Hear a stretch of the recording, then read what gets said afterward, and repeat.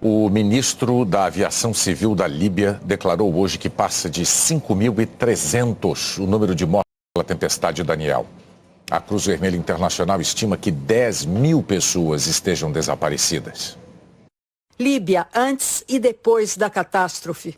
Mas as fotos de satélite não impressionam mais do que a imagem real deste deserto invadido pela força das águas. Com o passar das horas, o mar vai devolvendo mais corpos. O número de vítimas muda a cada minuto. Cenas fortes demais. Dor forte demais. Este egípcio perdeu o filho e 2 sobrinhos. 87 pessoas da comunidade egípcia morreram na tempestade e foram repatriadas. A Líbia, que exporta imigrantes na rota mais mortal do mundo, também acolhe muitos estrangeiros no país de menos de 7 milhões de habitantes. O morador líbio Mustafa Salem diz que no seu bairro morreram 30 da mesma família. Algumas áreas tinham recebido instruções para retirar os moradores de casa, mas alguns não obedeceram. Nas ruas e praças de Derna, uma cidade portuária no leste da Líbia, continua a dramática tentativa de reconhecimento no meio de uma multidão de corpos. Milhares de moradores ainda estão desaparecidos. A Agência de Imigração da ONU disse que pelo menos 30.000 foram desalojados. A Itália mandou militares, bombeiros e especialistas em riscos hídricos, mais suprimentos médicos e equipamentos, e um navio da Marinha Italiana navega para Derna. Os Emirados Árabes Unidos também enviaram 2 aviões. O Kuwait, a Palestina, a Argélia estão auxiliando nas buscas. Mais um alerta das mudanças climáticas. Na região mediterrânea, as altas temperaturas do mar alimentam chuvas cada vez mais intensas, alternadas com períodos cada vez mais longos de seca, que contribuem para a impermeabilização de um solo já naturalmente seco. E solos impermeabilizados não absorvem água. O presidente americano Joe Biden anunciou que Washington está enviando fundos de emergência para organizações de ajuda humanitária. No fim da audiência pública, na Praça São Pedro, o Papa Francisco falou da sua profunda tristeza pelas pessoas que morreram nas tragédias que atingiram o norte da África, na Líbia e no Marrocos, e pediu solidariedade às famílias das vítimas e aos desabrigados. No Marrocos, os enviados especiais Bianca Rotier e Felipe Baiton chegaram a um vilarejo onde o terremoto da sexta-feira passada matou metade dos moradores. Pelo caminho, carros com doações. O Khalid está dirigindo há 2 dias. Queremos ir onde as autoridades não vão. Nosso destino, Tafgart, o vilarejo mais devastado de que se tem notícias. O Hamid está indo levar água para os animais dele que sobreviveram. E vai mostrar também o que sobrou da casa dele. E foi quase nada. Hamid contou que pediu para o filho buscar uma faca na cozinha para cortar um melão quando a terra tremeu, o teto caiu e o Marwane, de 8 anos, morreu. A minha vida inteira agora está sob escombros. Não tem uma pessoa à volta que não tenha perdido alguém muito próximo. A escola do vilarejo ficou assim. É uma das mais de 500 danificadas ou destruídas. O terremoto aqui no Marrocos causou um prejuízo incalculável para o futuro de mais de 100.000 alunos. O Amin, de 11 anos, passou um tempão ali no banco da antiga escola. Ele perdeu o avô, a mãe e a irmã. Depois de vasculhar escombros em busca de parentes, o máximo que moradores esperam encontrar agora são objetos. O Rashid mostrou o que deu para salvar. Enquanto isso, tem gente que parece sem forças para seguir adiante. Depois de recuperar utensílios de cozinha, a gente está vendo que o Rashid voltou para pegar cobertores e tapetes. Itens preciosíssimos diante dos meses frios que vem pela frente. No mês que vem, a neve já pode chegar. O que tem vindo por enquanto são tremores secundários, como mostram essas imagens registradas na mesma província. A gente acabou de viver um momento tenso, o chão tremeu, algumas pessoas correram, outras berraram e parece que tem uma construção ali atrás que terminou de tombar. Foi o Amurs quem mais gritou, mandando todo mundo se afastar. Não queremos mais mortes, disse. Donc on ne veut pas avoir plus de décès. Ninguém aguenta mais. No Brasil, a chuva forte voltou a provocar estragos no Rio Grande do Sul. A correnteza invadiu as duas pistas da BR-116 no município de Camaquã. Um açude às margens da rodovia se rompeu. A água arrastou esse carro da Polícia Rodoviária Federal com o policial Caio no teto do veículo. Mas não consegui chegar até a viatura. E a água bateu na minha cintura ali e me carregou. Foi bem complicado, assim. A gente pensa em muita coisa, mas o principal a gente pensa em se manter vivo, né? O trânsito foi interrompido em uma das pistas da BR-116 por causa do acúmulo de água. A rodovia é o principal acesso ao maior porto do estado. Com isso, essa longa fila de veículos se formou. A chuva também causou alagamentos em outras cidades do sul gaúcho. A água cobriu também esta ponte entre os municípios de Canguçu e Piratini. 200 pessoas estão fora de casa no sul do estado por causa da chuva. Na fronteira do Brasil com o Uruguai, o rio Jaguarão subiu 4 metros. Ruas e lojas foram alagadas nos dois países. Eu não tenho onde comprar meus móveis, não tenho para onde ir, né? A pessoa, a gente se acorda de noite e está dentro d'água. Não sei mais o que fazer, não sei, estou desesperada, estou apavorada. Transtornos também na região metropolitana de Porto Alegre. No oeste do estado, as cheias dos rios Uruguai e Ibirapuitã já atingiram ao menos 600 pessoas. Em todo o Rio Grande do Sul, são mais de 25 mil fora de casa em função das enchentes. 47 pessoas morreram e 9 seguem desaparecidas. O mau tempo interrompeu o difícil trabalho de limpeza das casas e trouxe ainda mais lama nas cidades inundadas na semana passada. Para tudo, né? Mesmo lá dentro. O lodo tá lá, né? Demora muito, até dar a volta vai dias e dias e dias, né? A chuva também atrapalha a busca pelos desaparecidos. A chegada de um novo ciclone deve potencializar ainda mais a chuva esta noite. A gente fica bem preocupado, sim, com certeza, porque a gente não sabe se vai parar, se vai continuar, como é que vai ser a demanda lá de cima, quantos milímetros, o que vai chover, o que não vai chover. Então vamos saber mais detalhes da previsão do tempo. Eliana, boa noite. Boa noite, Renata, Bonner, e boa noite para você. Nessa noite e até amanhã cedo pode chover mais no Rio Grande do Sul. Nas regiões de Rio Grande, Porto Alegre, Pelotas e em parte dos vales do Taquari e do Caí.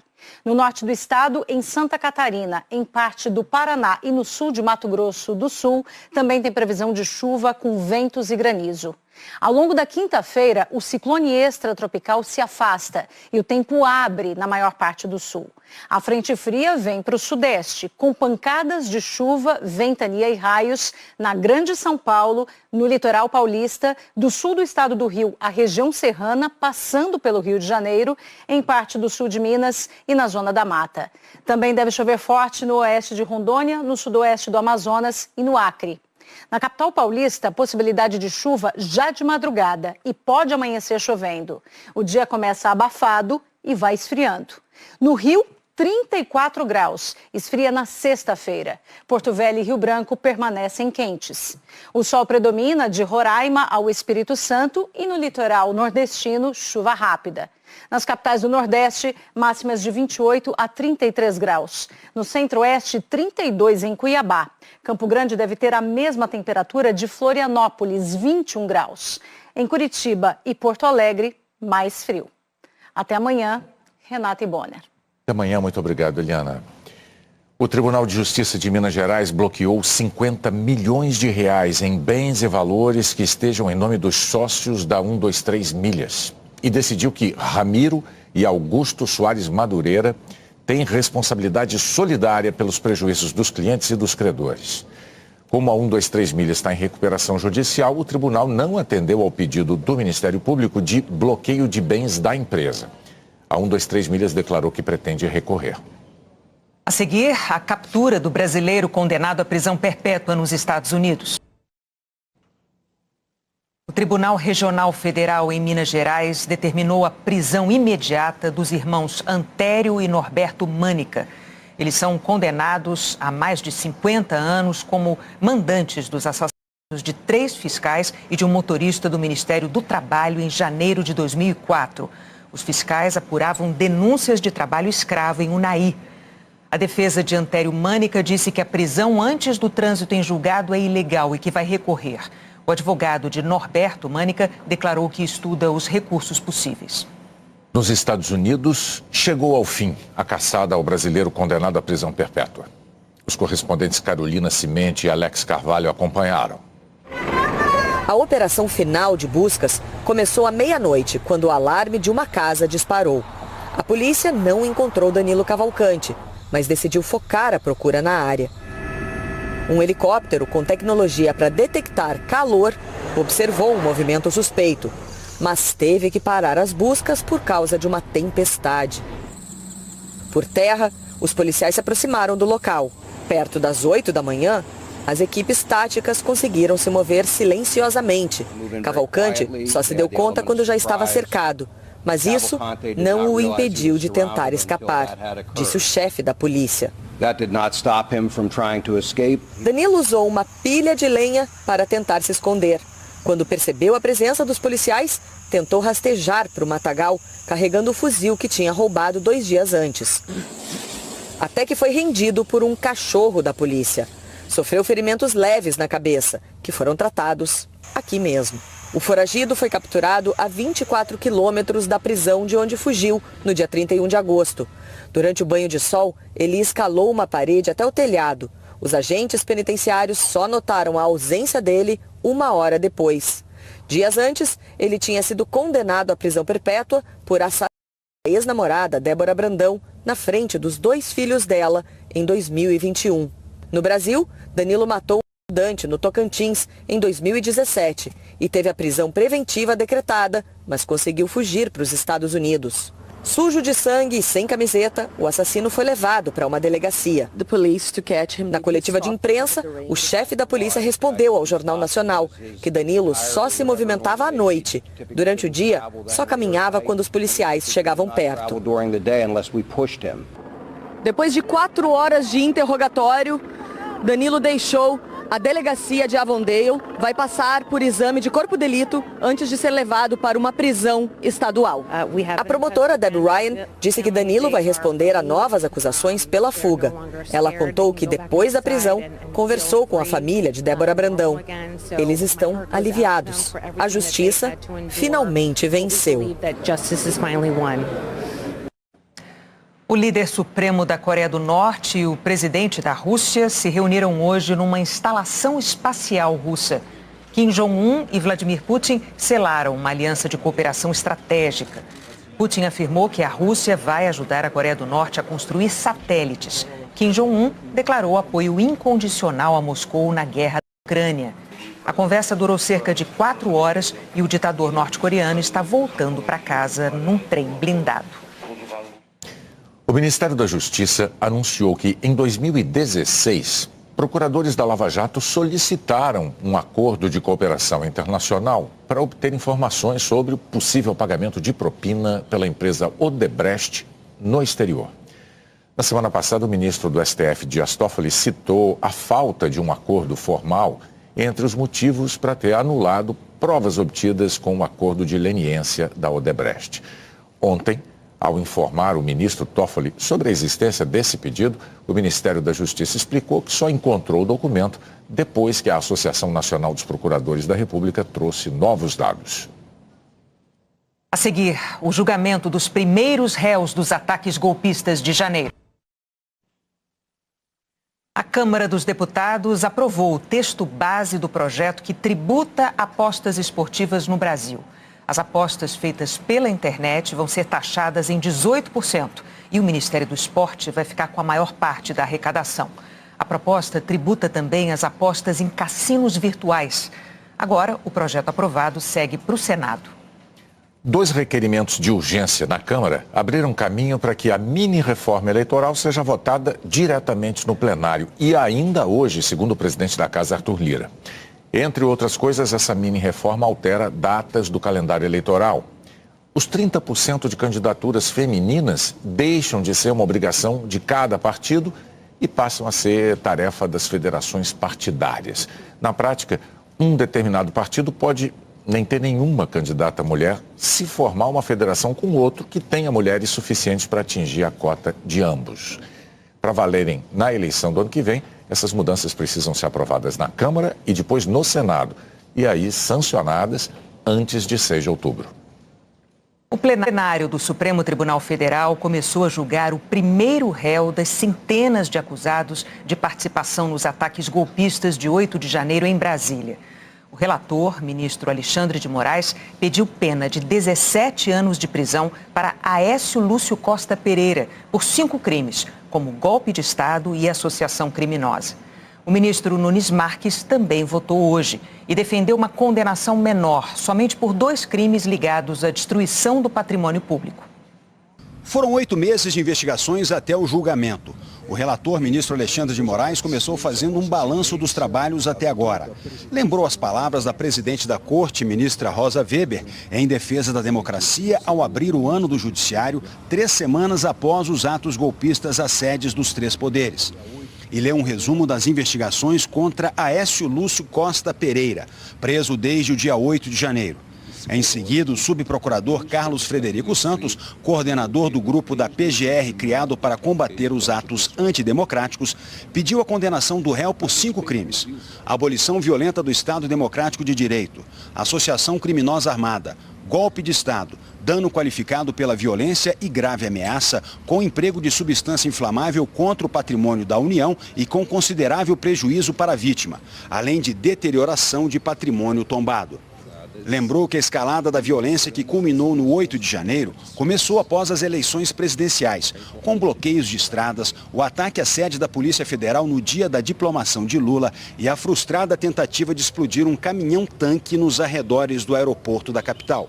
O subprocurador ressaltou que não era necessário detalhar as ações de cada um dos réus, porque as acusações foram baseadas na tese de crimes praticados por uma multidão, que definiu como turba violenta e antidemocrática, agindo de forma igual e coletivamente. Carlos Frederico Santos lembrou ainda que os ataques foram programados para destituir um governo legitimamente eleito. O Ministério Público Federal não tem que descrever a conduta de cada um dos executores do ato criminoso, mas o resultado dos atos praticados pela turba, não se fazendo necessário descrever quem quebrou uma porta, quem quebrou uma janela ou quem danificou uma obra de arte, porque responde pelo resultado a multidão, a turba, aquele grupo de pessoas que mantiveram um vínculo psicológico na busca de estabelecer um governo deslegitimado e inconstitucional. É importante registrar também que o Brasil há muito deixou de ser uma república das bananas e hoje goza de prestígio internacional das grandes democracias. Golpe de Estado é uma página virada na nossa história. Ao pedir a condenação, Carlos Frederico lembrou a quantidade e consistência das provas. O acervo probatório é robusto e traz elementos que permitem concluir, acima de qualquer dúvida razoável, que Aécio se associou criminosamente aos demais indivíduos para, armados, buscar atentar contra o Estado Democrático de Direito, depor o governo legitimamente eleito e danificar bens públicos e patrimônio protegido. Antes de começar sua argumentação em favor do réu, o advogado de defesa, desembargador aposentado Sebastião Coelho da Silva, criticou a decisão de hoje de manhã da Corregedoria Nacional de Justiça de quebrar o sigilo bancário dele. O objetivo é apurar se o advogado incitou atos golpistas enquanto estava na magistratura. Sebastião afirmou que a medida queria intimidá-lo e negou ter cometido qualquer irregularidade. Sobre o réu, o advogado de defesa disse que não ficou comprovado que Aécio participou da destruição do patrimônio público, que não recebeu ou fez pagamento para participar dos atos golpistas. Não há nos autos nenhuma prova que a Aécio tenha recebido 1 centavo de qualquer pessoa, que tenha passado 1 centavo para qualquer pessoa. E argumentou que não houve intenção de dar um golpe por parte de ninguém. Tentar dar o golpe de Estado sem arma. As armas que nós temos aqui, neste processo, são canivetes, bolinhas de gude, machado. É isso. São as armas para o golpe de Estado. Houve um impedimento de funcionamento dos poderes? Qual poder deixou de funcionar por conta da ação que houve desse prédio nos demais prédios? Esse Supremo Tribunal Federal estava em recesso? O Congresso estava em recesso? O presidente da República, no dia seguinte, fez reunião com Vossas Excelências. Lá no Palácio do Planalto, saíram todos, caminharam até aqui, esse Supremo. Houve um só dia que os poderes não funcionaram? Nem um só dia. Depois da palavra da defesa, o relator, ministro Alexandre de Moraes, começou a votar, ressaltando a gravidade dos fatos de 8 de janeiro. Moraes afirmou que não existe liberdade de manifestação para atentar contra a democracia e reafirmou a tese de que houve crime de multidão. Um agente acaba induzindo, instigando o outro. E as condutas vão sendo praticadas pela turba, pela multidão. Por isso também é chamado de crime de multidão. E isso é pacificado no direito penal. Houve dolo, uma clara intenção de a realização de uma invasão criminosa, no caso dos autos, no Senado Federal, invasão criminosa no Congresso e se dirigindo ao Senado Federal, para tomada ilícita de poder via intervenção militar, pleiteando uma intervenção militar com a queda do governo democraticamente eleito e, para isso, utilizando-se de violência. Em diversos momentos do voto, apresentou vídeos e fotos dos ataques, como os explosivos colocados ao lado de um caminhão-tanque perto do aeroporto de Brasília, as convocações para os atos golpistas, as faixas com ataques à democracia e aos poderes no acampamento em frente ao QG do Exército e imagens abundantes dos golpistas destruindo os prédios. Atos criminosos, atentatórios à democracia, atentatórios ao Estado Democrático de Direito, por uma turba de golpistas que pretendiam uma intervenção militar para derrubar um governo democraticamente eleito em 2022. Vejam, armados com pedaços de ferro, armados com pedaços de pau, destruindo quadros, destruindo o patrimônio público. Não há nada de pacífico nesses atos. São atos criminosos. Ao longo do voto, Alexandre de Moraes mencionou os acampamentos golpistas em frente aos quartéis e afirmou que o objetivo era instigar uma atuação fora da lei das Forças Armadas. Moraes ressaltou, contudo, que o Exército não aderiu ao que chamou de devaneio golpista. Fato de eventuais militares terem participado de ações golpistas e estarem sendo investigados não macula uma verdade histórica que deve ser aqui proclamada. O Exército Brasileiro não aderiu a esse devaneio golpista de vários, inclusive políticos, que estão sendo investigados. Moraes detalhou a cadeia de ações dos invasores que comprova a intenção de provocar um golpe de Estado. Estavam aqui com uma finalidade golpista de derrubar o governo, de acabar com a democracia, de pedir intervenção militar e de destruir a sede dos 3 poderes. E houve apreensão de material gráfico com instruções, foram montadas depois barricadas para impedir acesso das forças policiais que foram chamadas, utilizaram-se de mangueiras para jogar água contra os policiais E tudo impulsionado uns pelos outros. Exatamente o que ocorre em crimes de autoria coletiva. O induzimento, instigação e a execução coletiva, sempre com uma finalidade, que era derrubar o governo eleito e o clamor doentio por uma intervenção militar. Sobre a conduta do réu, o relator afirmou que não há dúvida do cometimento dos crimes, já que Aécio confessou ter participado de um grupo golpista. Moraes afirmou ainda que o réu usava uma camiseta pedindo intervenção militar e fazia parte de uma organização criminosa. Citou também os vídeos que Aécio postou durante a invasão, quando incentivou os atos golpistas. Está comprovado pelo teor do seu interrogatório, pelos depoimentos das testemunhas arroladas pelo Ministério Público, pelas conclusões do interventor federal, a sequência do grupo se dirigindo até a invasão dos prédios, pelos próprios vídeos produzidos pelo réu e outros elementos informativos, que Aécio Lúcio Lopes Costa Pereira integrava grupo autodenominado de patriotas que buscava, em claro atentado à democracia e ao Estado de Direito, a realização de um golpe de Estado com decretação de intervenção federal. Alexandre de Moraes também rebateu a posição da defesa de que, como o golpe de Estado não se concretizou, não haveria crime. Por mais ridículo que pareça, eu preciso fazer um esclarecimento, porque são tantos absurdos que se ouve, que às vezes o básico é necessário ser esclarecido. Várias pessoas defendendo que esse crime não ocorreu porque não conseguiram dar o golpe de Estado. Ora, não existe crime de golpe de Estado, porque se tivessem dado o golpe de Estado, na verdade quem não estaria aqui seríamos nós, para julgar o crime. Quem dá o golpe de Estado não é julgado, porque ganhou na violência o que democraticamente perdeu. Por fim, Alexandre de Moraes votou para condenar Aécio Lúcio Costa Pereira pelos 5 crimes listados pela PGR. Fixou o tempo total de pena em 17 anos, sendo 15 anos e 6 meses em regime fechado e 1 ano e 6 meses em regime aberto, além do pagamento de 100 dias multa, o equivalente a R$44 mil. O ministro revisor Nunes Marques abriu divergência.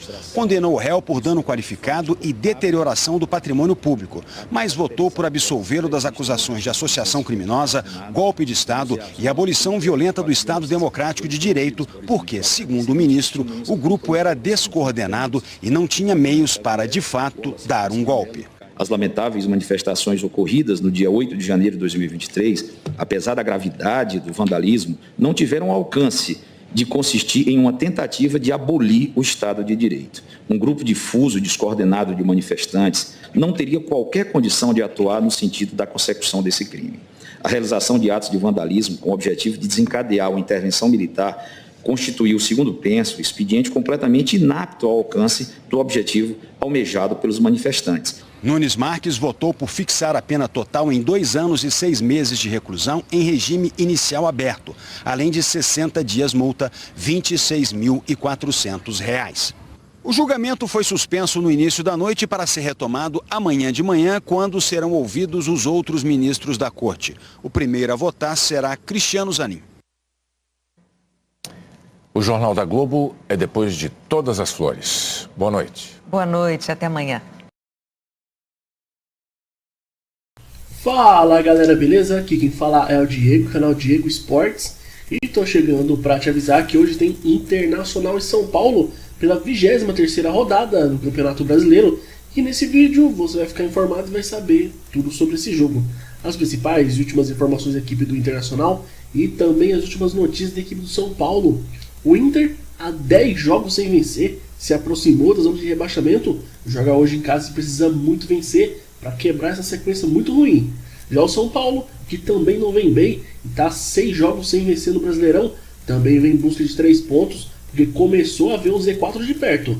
Então, se você é torcedor do Internacional ou torcedor do São Paulo, já faço o convite. Se inscreva agora aqui no nosso canal, já vai deixando seu like no vídeo para nos ajudar. Ativa também o sininho de notificação para você receber nos próximos vídeos. E comente aí embaixo seu palpite, porque Inter e São Paulo duelam nesta quarta-feira, às 9h30 da noite. no horário de Brasília, no Beira-Rio, em Porto Alegre, pela 23ª rodada do Brasileirão. O Colorado está em 14º, tem 26 pontos. O time de Eduardo Cudê volta ao Nacional para acabar com a incômoda sequência de 10 jogos sem vencer pela competição, com 6 empates e 4 derrotas nesse período. O argentino, que completou 49 anos na terça-feira, busca a primeira vitória no retorno ao clube gaúcho pelo Brasileirão. O São Paulo encara o Inter dividido em duas situações. É o último teste antes da final da Copa do Brasil, mas ao mesmo tempo precisa pontuar no Brasileirão. Já são 6 partidas sem vencer no campeonato. Por isso, abre a rodada mais perto da zona de rebaixamento, 7 pontos, do que do G6, que está a 8. Pelo lado aí do Inter, o Inter terá Kehler no gol, já que Rocher estava a serviço do Uruguai. Como Johnny se recupera de entorse no tornozelo direito, Gabriel será o protetor da defesa. Bruno Henrique atuará como central na trinca de meias. E sem Valência, Luca formará a dupla de ataque com o Alan Patrick.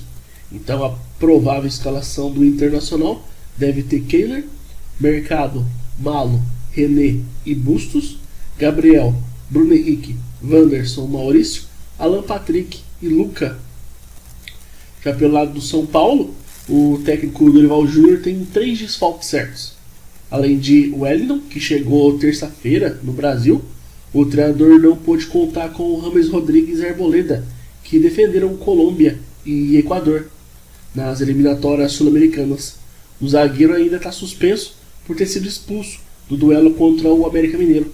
Outra ausência é David, vetado por questões contratuais. Provável escalação então do São Paulo hoje deve ter o Rafael, Lucas Beraldo, Alan Franco, Caio Paulista e Rafinha, Pablo Maia, Alisson, Rodrigo Nestor e Wellington Rato, Lucas Moura e Caleri.